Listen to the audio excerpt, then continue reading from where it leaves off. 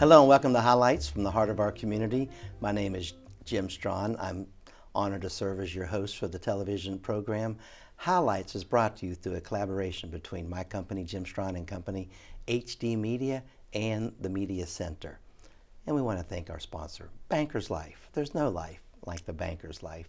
If you're a regular viewer of our Highlights program, and we certainly hope that you are, you know how much you love to focus on those grassroots organizations, grassroots companies, grassroots people, anything and anybody that's doing great work with an organization, company, individually to make our great state of West Virginia and our Kanawha Valley and our city of Charleston a much better place to live, learn, work, and to play.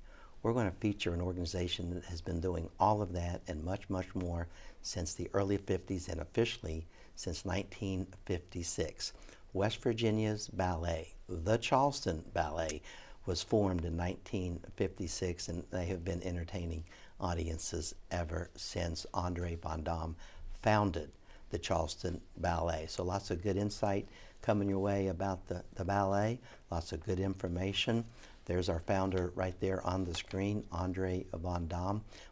We'll delve and dive a little bit deeper into the history of the ballet. They also have a spring performance coming up to conclude their season. Their season runs from October into March. On March the 24th and 25th, they'll conclude this season at the Little Theater at the Convention Center with a performance called Bold Moves. And so we're going to talk with one of the dancers. She's actually a soloist with the Charleston Ballet, been with the ballet for quite a while. Sit back, relax, enjoy as I welcome into the program my good friend Mary Ball. Mary, how are you? I'm good, Jim. How are you today? You look good. You got your ballet dress on? My ballet outfit on. I love it. I love it. Now, you're a dancer. You're actually considered a soloist with the Charleston Ballet. And when I say the Charleston Ballet, it's actually the Charleston Ballet Company. Is that correct? Yes, yes. What's the difference between, what's the company made up of? Well, we've got our school, American Academy Ballet. Okay. We've got students, as young as 4 to, any adult that wants to come into our classes.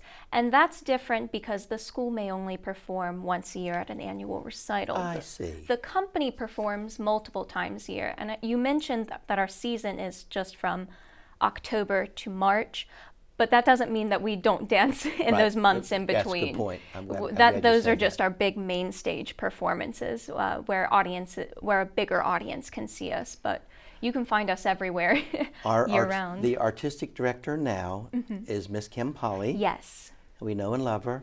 Yes, we do. When did you start dancing with Miss Polly?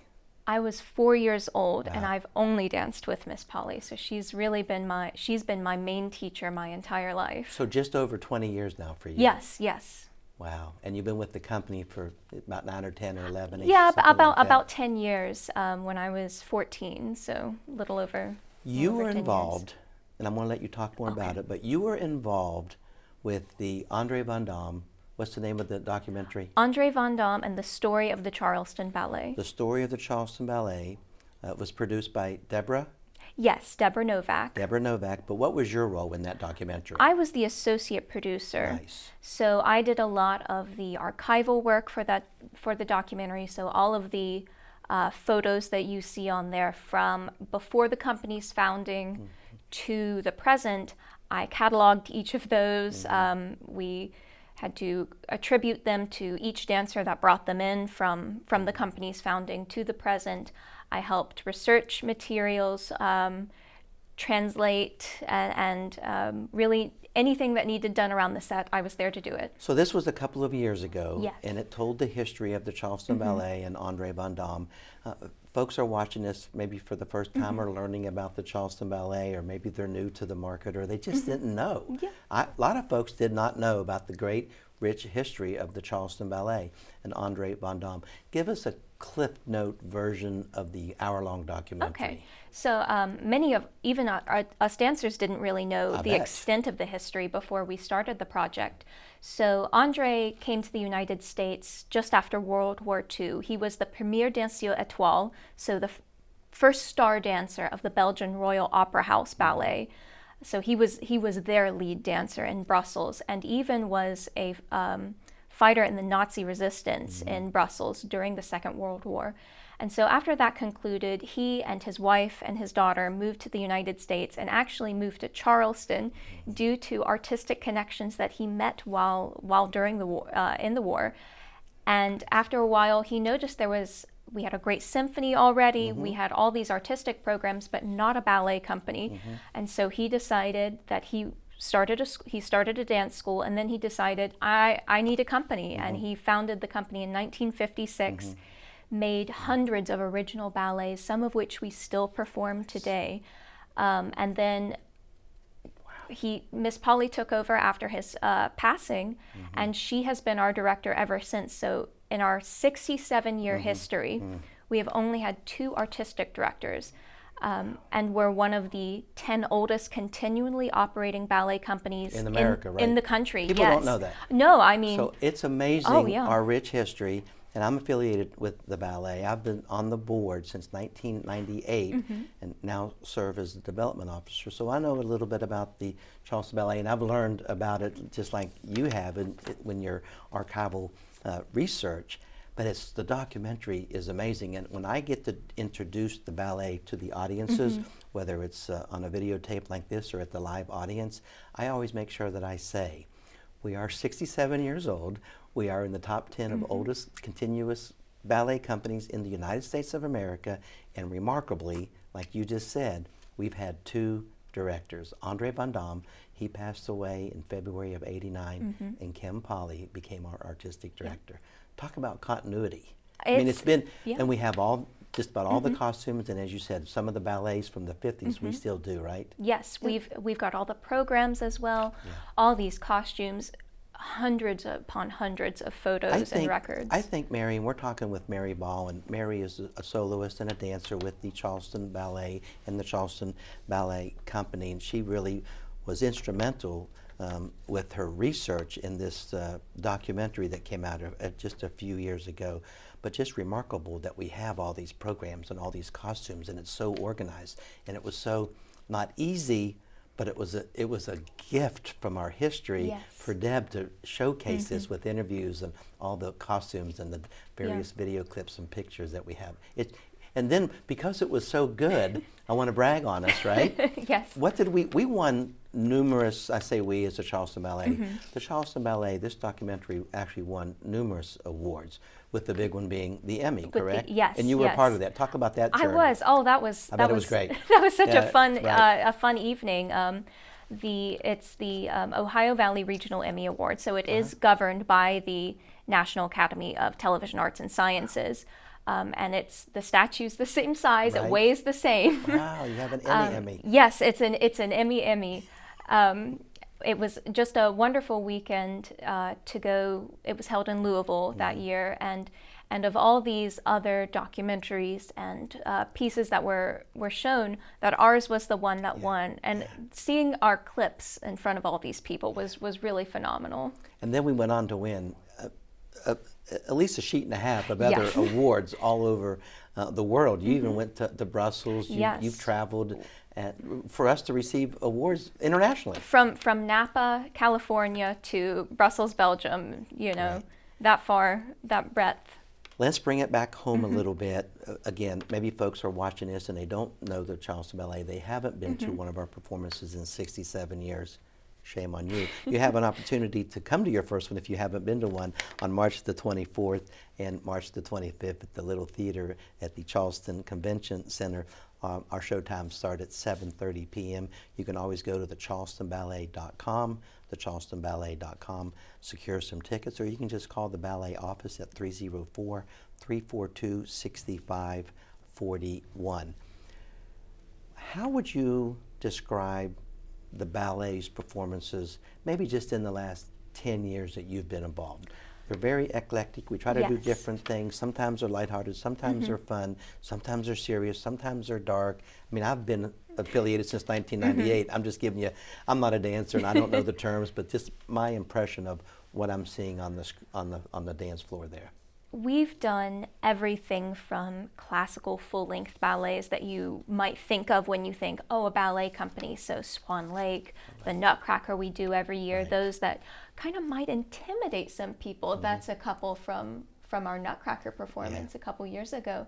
But it's a really wide breadth of things like that too. We did a ballet set to the music by Robert C. Byrd, the fiddle playing of our late Senator Robert Byrd. Classic. I remember that. Yes. It's square dance with live square dancers in the performance as well. We've done really modern things. We've done folk things from Eastern European folk, Spanish folk.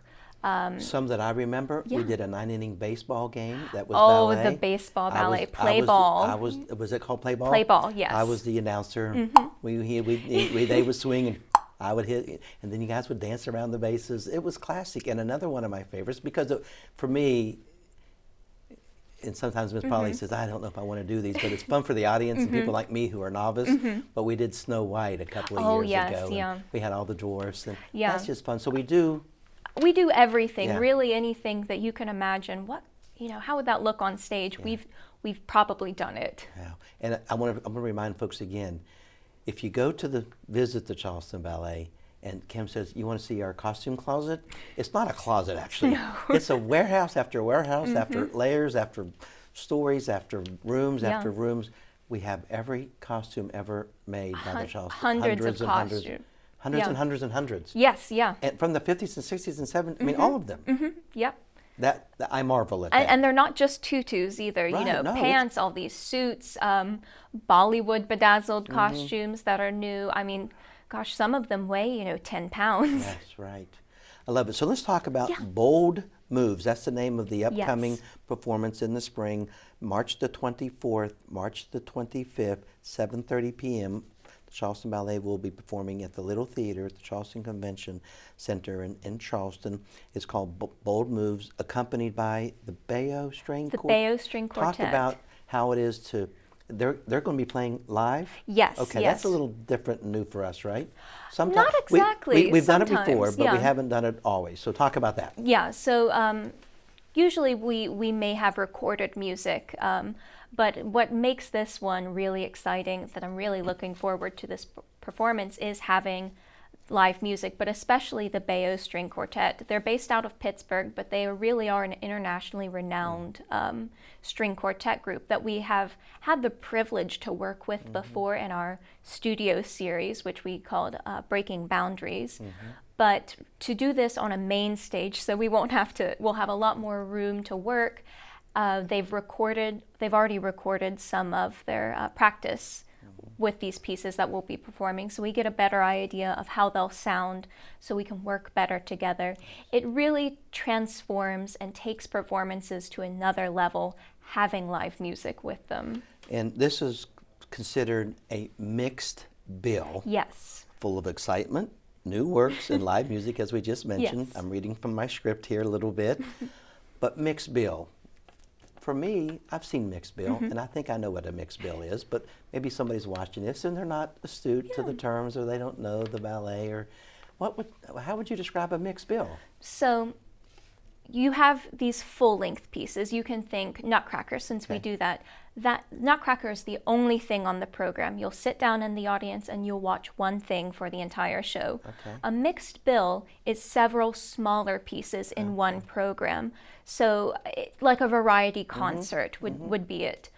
So we won't just be doing ballet the whole time. We won't do one story thing. We've got 3 dance pieces, 3 separate small dance pieces that will be on stage. And the Bayo even will perform unaccompanied by dance for a few pieces as well. I love it. I look forward. I'll be there. We hope that you're there as well. I will be there. I love being at the Charleston Ballet performances, March 24th, March 25th, Little Theater, down at the Charleston Convention Center. Great venue. It holds 300 or 400. It's really intimate, very nice. Stage is great.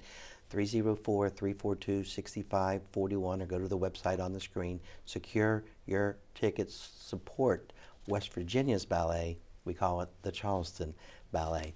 You mentioned earlier we started in October and we kind of conclude in March, and then we do the Nutcracker, and I'm going to get to the Nutcracker.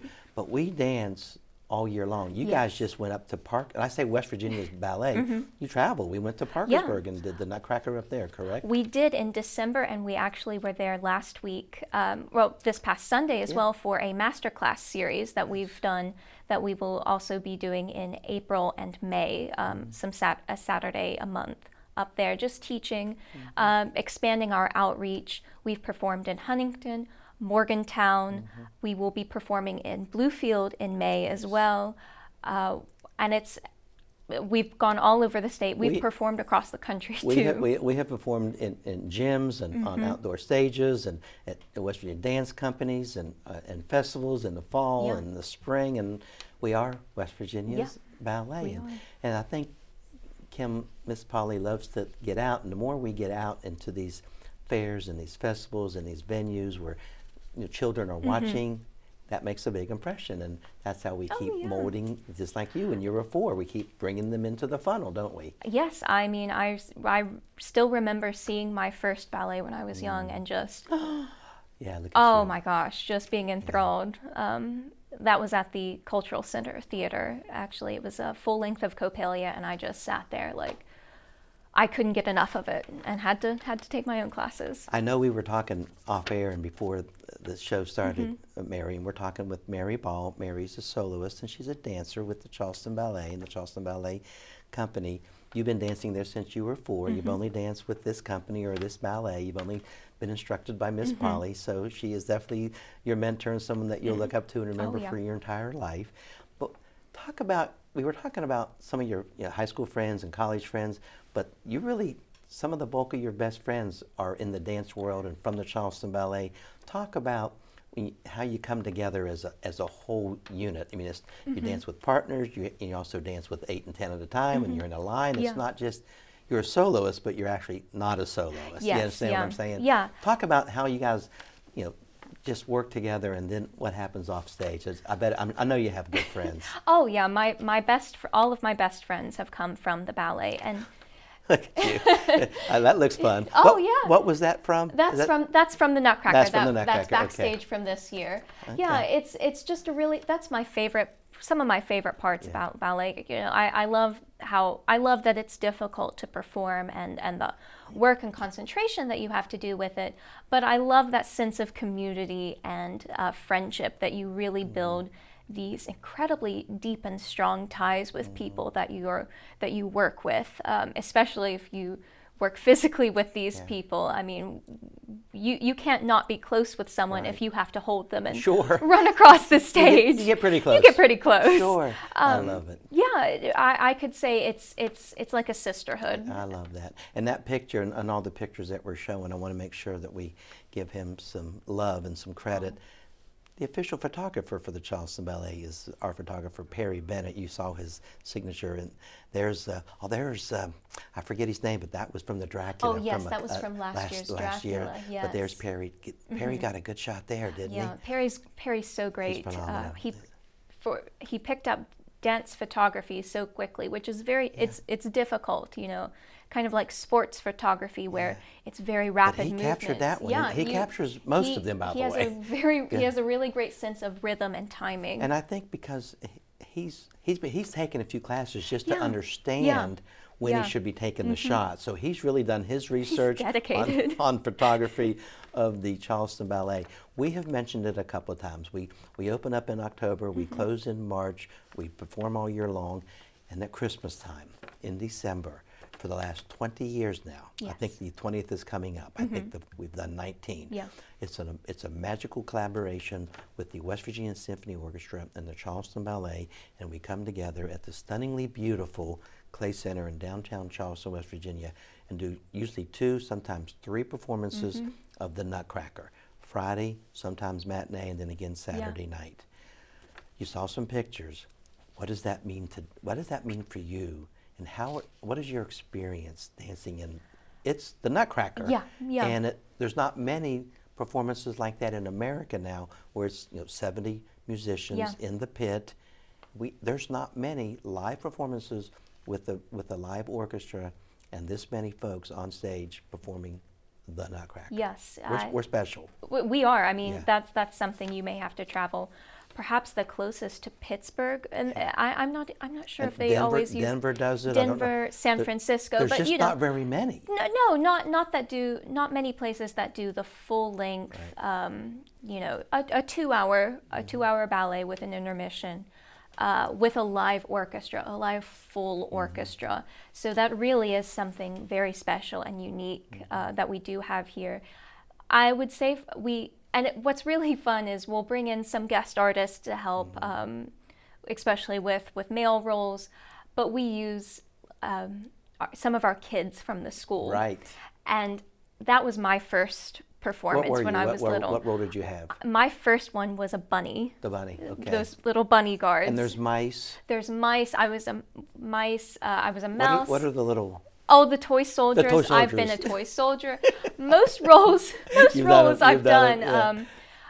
We have ginger snaps. I was a ginger snap. I was actually a candy cane. Those were the costumes before we have our nice new ginger snap costumes.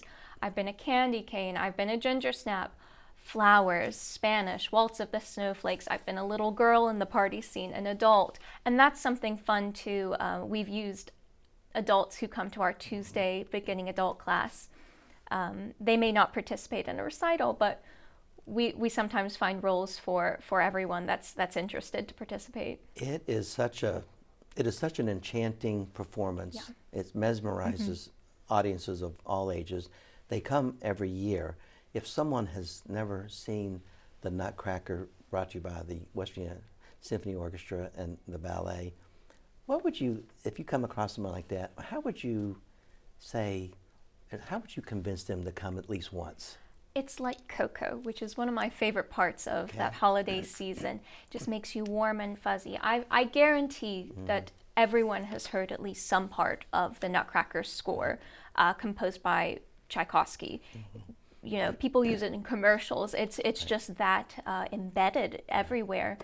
But to see it with all these lights and sets and costumes and dancers, I think it's something that everyone can enjoy at any age. We do school performances for a lot of these kids that may be their first time at the ballet, which it's just so special. What does it every year for me? It's we do a reduced version of the Nutcracker for the school children, so they don't miss too much instruction time.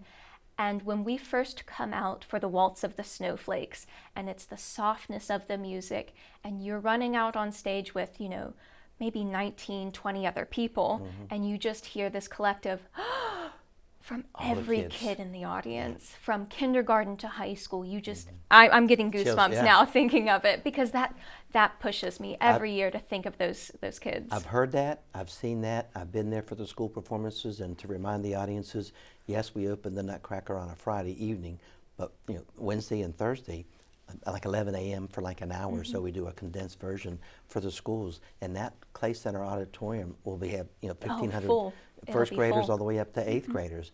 And I love to say this, so many of those children have never been to the Clay Center, let alone ever seen a ballet performance, and we need to keep doing that. We need to keep the arts alive. We need to keep, as I said earlier, keep filling that funnel with the next musicians, the next dancers, the next leaders of these arts organizations. That's important. That's important to get all these kids exposed to something beyond what they may watch on a phone or in TV, but to see something really different from the everyday. It is like watching a storybook come alive in front of you. You know, you have those pop-up books, but this is right there in front of you, and you can see people smile, you can hear things, and it's really this kind of explosion of senses that's really fantastic. One of the things that we haven't mentioned, and I'm not going to put Mary on the spot to do it, but if you're watching this and you would like to support, you would like to be a partner with the Charleston Ballet, of course they are a 501c3, they are an arts organization that is not for profit. Well, they're always looking for partners and people that want to maybe put an ad in the program or sponsor a dancer or sponsor an event. Give the ballet office a call. The number's on your screen, 304-342-6541. And there's one more kind of parting shot, Mary. March the 24th, Yes. March the 25th. Are you ready? Or, well, we're getting ready, right? We're getting ready. But we'll be ready. We will be ready. You know, you'll hear music from Baroque to the 21st century. Okay. You'll see dance. You won't just see ballet. You'll see modern. You'll see jazz. You'll see folk-infused ballet. This is, I think, a perfect introduction for someone who's never seen a ballet before. But it's also great if you're, you know, like you've been to plenty of performances, but you'll find, I think everyone can find something to enjoy, from old classics to a world premiere piece. It's going to be a really exciting and great program. We've talked about the history, we've talked about the tradition, we've talked about how eclectic our performances are, we've talked about the upcoming performance. I'm going to give you an opportunity with a parting shot. Is there something you need the audience to know about the Charleston Ballet that I haven't asked you? Something that you have to get off your chest and the audience has to know? Gosh, I think it's one of our most valuable, maybe undervalued, just where some people may not know about it. Yeah. I think it's one of our most valuable assets in not just Kanawha County, but in the state, because we do outreach for underprivileged students as well in our school. We've got scholarship students. We've got dancers who have been in the company previously, and maybe they're not in dance anymore.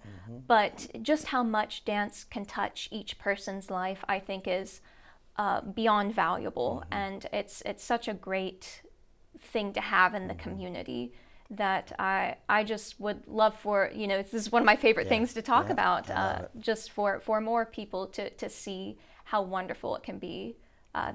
That's my big thing. Very good. And there she is, the award-winning, the Emmy-winning Mary Ball, soloist dancer with the Charleston Ballet Company and the Charleston Ballet. She'll be performing March the 24th and 25th, along with all the other dancers with the Charleston Ballet Company. The Little Theater, March 24th, March 25th, 7:30 p.m., Friday, Saturday, 2 performances.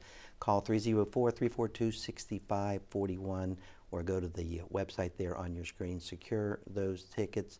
Be a part of, support a wonderful arts organization in its 67th year. Congratulations to Miss Polly, and thank you, Andre. Thank you from all of us for coming to America and founding our Charleston Ballet. That is all the time we have for on this edition of Highlights, as always brought to you by my company, Jim Strawn and Company, the Media Center, and HD Media, with special thanks to our sponsor, Banker's Life. There's no life like the Banker's Life. We'll see you on March 24th and 25th, and we'll see you next time right here on Highlights. Take care now.